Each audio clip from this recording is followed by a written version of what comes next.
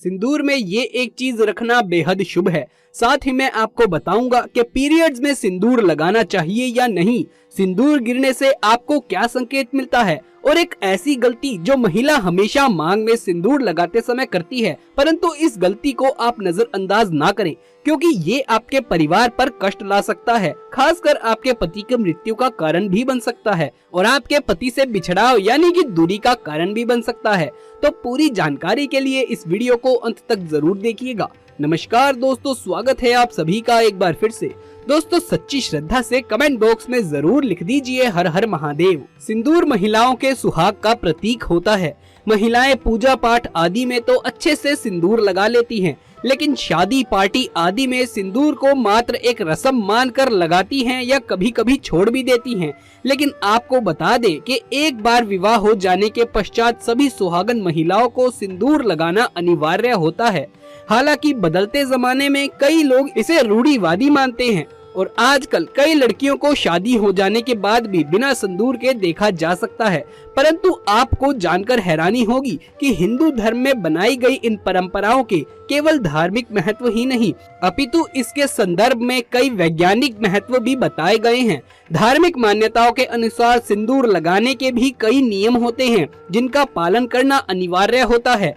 सिंदूर लगाने के संदर्भ में जो भी नियम बताए गए हैं, सभी सुहागन महिलाओं को इन नियमों का विधि पूर्वक पालन करना चाहिए, अन्यथा उनके जीवन में परेशानियां उत्पन्न होने लगती है। उनके पति को धन तथा स्वास्थ्य संबंधित समस्याओं का सामना करना पड़ता है। आइए जानते हैं सिंदूर लगाने के वो कौन से नियम हैं जिनका पालन हर महिलाओं को करना चाहिए।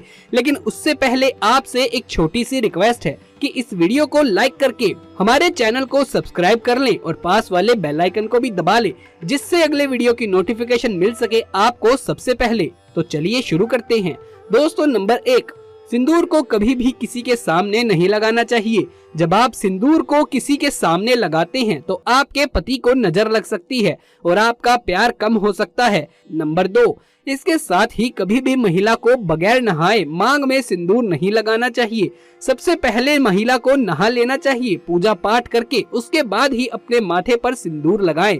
सिंदूर लगाते समय सदैव आप अपने पति की लंबी आयु तथा उनकी सफलता के बारे में ही सोचें।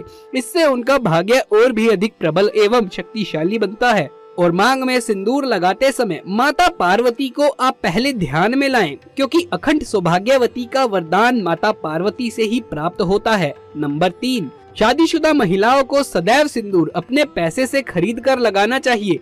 किसी अन्य के पैसे से खरीदा गया सिंदूर लगाने से बचना चाहिए। दोस्तों, नंबर 4, चाहे कितना भी बड़ी मजबूरी क्यों ना हो जाए, परंतु शादीशुदा महिला को किसी दूसरी महिला के सिंदूर को अपनी मांग में भरने से बच लेना चाहिए। किसी दूसरी महिला के सिंदूर को मांग में भरना बहुत ही अपशगुन होता है। ऐसा करने वाली महिलाओं के पति को धन संबंधित समस्याओं का सामना करना पड़ता है। नंबर 5, सुहागन महिलाओं को उपहार में मिला सिंदूर का प्रयोग करने से बचना चाहिए, क्योंकि शास्त्रों में उपहार मिले सिंदूर का उपयोग करना अशुभ माना गया है। दोस्तों, नंबर 6, घर में अगर किसी भी तरह का सूतक है या आपको पीरियड्स आ रहे हैं तो आप सिंदूर ना लगाएं, क्योंकि ये सिंदूर का अपमान होता है। नंबर 7, सिंदूर का गिरना बहुत ही अपशगुन माना जाता है, इसीलिए इसे हमेशा ही बच्चों की पहुंच से दूर रखें। अगर आप इसे ऐसे ही किसी भी जगह पर रखेंगी तो बच्चे इसे हाथ लगाएंगे और ये गिर सकता है। नंबर 8, मांग भरने के लिए आप हमेशा ही सूखे सिंदूर का ही इस्तेमाल करें।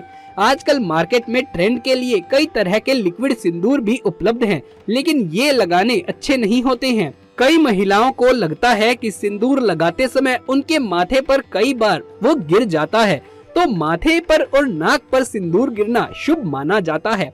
इसका मतलब है कि आपका पति आपसे बहुत प्यार करता है। नंबर 9, अगर गलती से आपसे आपका सिंदूर नीचे गिर जाता है तो उसे इकट्ठा करके नाली या सिंक में ना फेंके। सिंदूर को इकट्ठा करके माथे से लगाकर किसी पेड़ के नीचे रख दे। दोस्तों, नंबर 10, अगर आपसे सूखा सिंदूर सही तरीके से नहीं लगता है तो आप अपनी उंगली या माचिस की तिली को थोड़ा सा गीला करके सिंदूर में टच करके माथे पर लगा लें।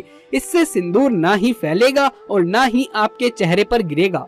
नंबर 11, शास्त्रों के अनुसार जो भी स्त्री अपने मांग में सिंदूर को अपने बालों में छुपा लेती है तो उसके पति को समाज में मान सम्मान नहीं मिल पाता।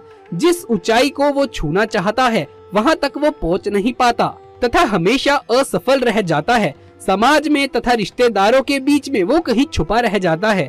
इसीलिए सिंदूर जितना लंबा आप लगाएंगे और आगे की तरफ माथे पर लगाएंगे, आपके पति का भाग्य उतना ही अच्छा एवं प्रबल होगा, क्योंकि माथे पर सिंदूर लगाने से स्त्री की शक्तियाँ जागृत रहती हैं। नंबर 12, शास्त्रों में ये स्पष्ट बताया गया है कि महिला को सदैव नाक की सीध पर ही माथे में सिंदूर लगाना चाहिए। कभी कभी महिला जब टेढ़ी मांग निकालती है तो उसी जगह पर वो सिंदूर लगा देती है। शास्त्रों में ऐसा करना बहुत अपशगुन माना गया है। ऐसा करना आपको आपके पति से दूर कर देता है। नंबर 13, नव विवाहित कन्या इस बात का जरूर ध्यान रखे कि जो विवाह के समय उन्हें मांग में सिंदूर लगाया जाता है, वो जो सिंदूर होता है उसे संभाल कर रखे। या विशेष पूजा आपके घर में हो तो उस समय पर वो वाला सिंदूर आप थोड़ा सा लगा लें। इससे विवाह के समय जो आपको विशेष आशीर्वाद मिलता है वो हमेशा आपके कार्यों में आपको सफलता दिलाता है तथा आपके परिवार में खुशियां एवं सुख समृद्धि बनाए रखता है। दोस्तों, नंबर 14, कई महिलाएं ब्यूटी पार्लर जाती हैं और वहां जो भी महिला या मेकअप करने वाली होती है वो खुद ही सिंदूर महिला के सर पर लगा देती है, परंतु ये भी अशुभ माना गया है। आप उन कर्मचारियों को जानती ही नहीं हैं, उनका आचार व्यवहार कैसा है आपको ये पता भी नहीं, फिर भी आप उनसे सिंदूर लगवा लेती हैं, जो कि सही नहीं है। हमेशा सिंदूर आप खुद ही लगाएं या फिर अपने पति के हाथों से आपको सिंदूर लगवाना चाहिए। यदि आपको सपने में सिंदूर दिखाई दे तो ये भी बहुत शुभ माना जाता है। सपने में मांग में सिंदूर का दिखाई देना ऐसा माना जाता है कि इससे आपको आपके मायके में कोई बहुत बड़ी खुशखबरी मिलने वाली है और अगर कोई अशुभ आपके साथ होने वाला था तो वो टल जाता है। अगर कुंवारी स्त्री को सपने में खुद को सिंदूर लगाना दिखाई देता है तो इसका मतलब है कि आपकी शादी आपके मन चाहे पसंदीदा वर के साथ होने वाली है। दोस्तों, घर में आपकी आपके पति से बन नहीं रही है या घर में लड़ाई कलेश इत्यादि का माहौल रहता है तो इस दोष को दूर करने के लिए आप सरसों के तेल में थोड़ा सा सिंदूर मिलाकर अपने घर के मुख्य दरवाजे पर स्वास्तिक या ओम का प्रतीक बनाएं।